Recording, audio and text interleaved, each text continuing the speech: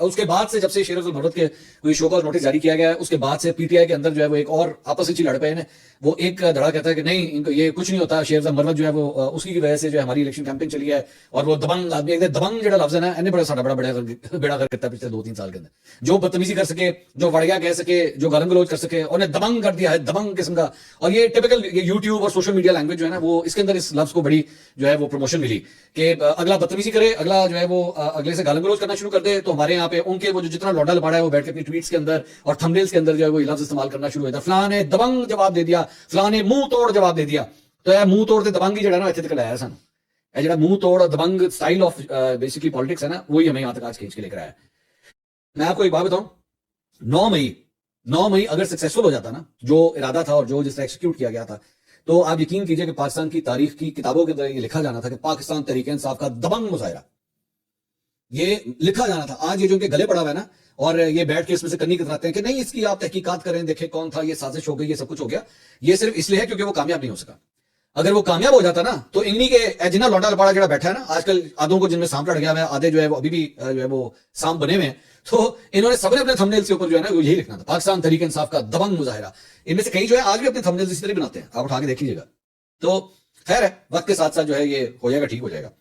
شیر افضل مرت صاحب کی اب یہ دبنگ گفتگو اگلی میں آپ کا شیئر کرنا چاہوں گا. اینکر ہیں فروا وحید صاحبہ, یہ ایک نیوز کے اوپر ابھی ریسنٹلی گئی تھی, ایکسپریس سے وہاں پہ گئی تھی, تو وہاں پہ اپنے پروگرام میں ان کو بلایا ہوا تھا.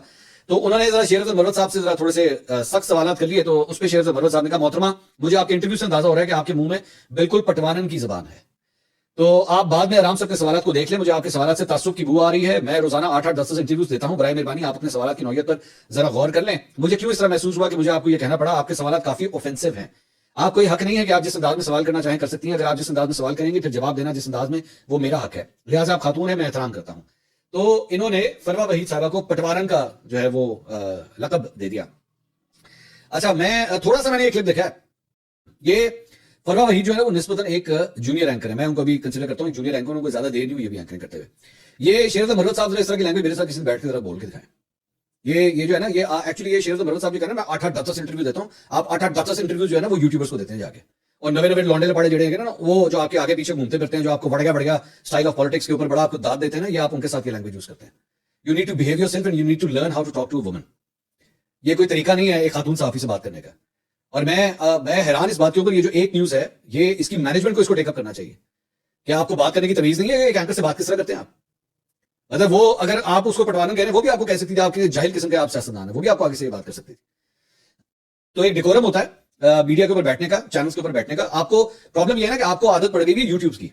یوٹیوب کے اوپر جو ہے وہ آپ کے ساتھ چھوٹے چھوٹے بچے آگے آپ کا انٹرویو کرتے ہیں, آپ جو بڑھ گیا کر دیتے ہیں, آگے سے کوئی آپ کو کہتا بھی نہیں ہے کہ شیر افضل مرت صاحب اپنی لینگویج پہ ذرا دھیان دیں, کوئی آپ سے بات تک نہیں کرتا اس بارے میں. تو آپ کا جہاں دل کرتا ہے, مطلب اس حد تک ہونا شروع ہو گیا, آپ اپنی پارٹی کے لوگوں کو اڑانا شروع کر دیا.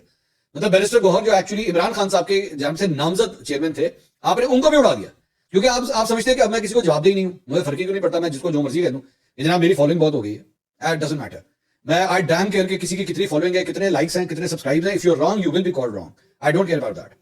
تو یہ فروا سے جو ہے نا میرے خیال میں یہاں پہ کوتاہی ہوئی ہے, بہت بڑی کوتاہی ہوئی ہے کہ she let it go like that. خیر